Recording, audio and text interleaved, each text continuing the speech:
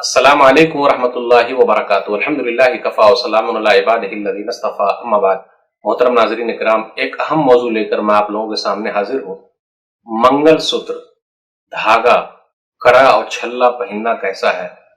اپنے سماج میں دیکھ لیجئے، شادی کے وقت عورت جو ہے منگل سوتر پہنتی ہے اور یہ سوچتی ہے کہ اگر گلے سے نکال دیں گے تو نکاح ٹوٹ جائے گا۔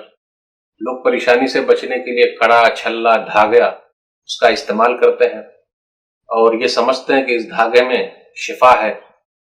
میرے بھائیوں، تکلیف میں ڈالنے والا اللہ اور تکلیف سے نکالنے والا اللہ۔ دھاگے کے اندر کچھ بھی طاقت نہیں ہے۔ اگر ایسا مسئلہ ہوتا تو دھاگے والے بہت آگے نکل جاتے۔ اس لیے ہمیں اور آپ کو اللہ پر بھروسہ کرنا، توحید کو مضبوط کرنی ہے۔ ایک حدیث کے اندر نبی صلی اللہ علیہ وسلم نے ارشاد فرمایا، مسند احمد کی روایت ہے، جلد نمبر 1 صفحہ نمبر 381، حدیث نمبر 3615۔ عبداللہ بن مسعود رضی اللہ تعالیٰ عنہ کہتے ہیں کہ وہ اپنی بیوی زینب رضی اللہ تعالیٰ عنہ کے پاس گئے تو دیکھا ان کے گلے میں ایک دھاگا لٹک رہا ہے، تو پوچھا یہ کیا ہے؟ تو کہا خیط ارقی لی فی، یہ دھاگا اس کے اندر پھونک پھاک کیا گیا ہے، کیونکہ ان کو ایک بیماری تھی۔ تو عبداللہ بن مسعود رضی اللہ تعالیٰ عنہ نے اس دھاگے کو لیا اور اس دھاگے کو کاٹ دیا اور کہا ان آل عبداللہ الاغنیاء ونشک، کہ عبداللہ کا خاندان شرک سے بے نیاز ہے۔ اور اس کے بعد نبی صلی اللہ علیہ وسلم کی حدیث بیان فرمائی، ان الرقا والتمائم والتولۃ شرک، تو رقیہ، جھاڑ پھونک، پھر اسی طرح محبت کا ٹونا ٹوٹکا کرنا، گلے میں لٹکانا، یہ سب شرک ہے۔ اس لیے میرے بھائیوں، شرکیہ کام سے بچنا ہے۔ یاد رکھیے گا، لوگ کیا کرتے ہیں، بولتے رہتے میری چلتی تو تیری کیوں جلتی۔ پھر اسی طرح آپ دیکھیے گا کچھ لوگ گھوڑے کی نال یا پھر ہڈیا وغیرہ، پھر مرچا، پھر اسی طریقے سے آپ دیکھیے گا لیمن وغیرہ کا استعمال کرتے ہیں، اور اپنے گاڑی کے پیچھے بھی کتنے لوگ جوتا لٹکا دیتے ہیں۔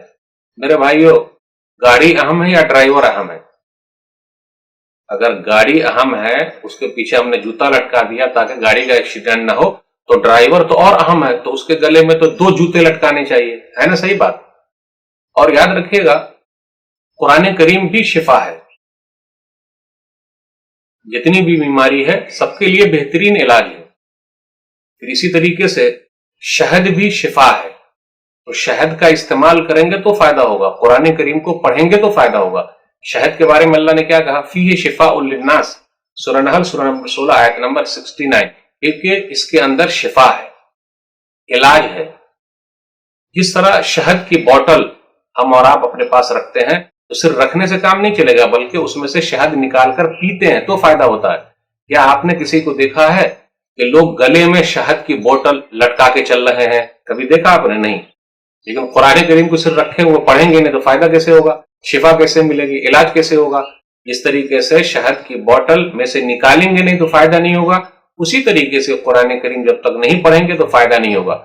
آپ دیکھ لیجئے، ڈاکٹر بننے کے لیے کیا ہوتا، کیا کتابیں سے رکھی رہے گی؟ پڑھنا پڑتا ہے بھائی، تو آدمی ڈاکٹر بنتا ہے۔ تو میرے بھائیوں، یہ سب دھاگا، منگل سوتر، یہ فائدہ دینے والے نہیں ہیں۔ اس لیے آپ دیکھیے گا کچھ بہنوں کو جو طلاق ہو جاتی ہے تو منگل سوتر ہوا لیکن طلاق ہو گئی، تو بھائی اگر مسئلہ نہیں جمتا تو الگ ہو گئے۔ تو ان سب چیزوں کا استعمال نہیں کرنا ہے۔ اللہ کو بھروسہ کیجئے، دوا کیجئے، دعا کیجئے، اسی میں فائدہ۔ اللہ ہم سب کو صحیح سمجھ عطا فرمائے، توحید پر ہمارا خاتمہ کرے، شرک و بدعت سے اللہ دور رکھے، آمین۔ والسلام علیکم ورحمۃ اللہ وبرکاتہ۔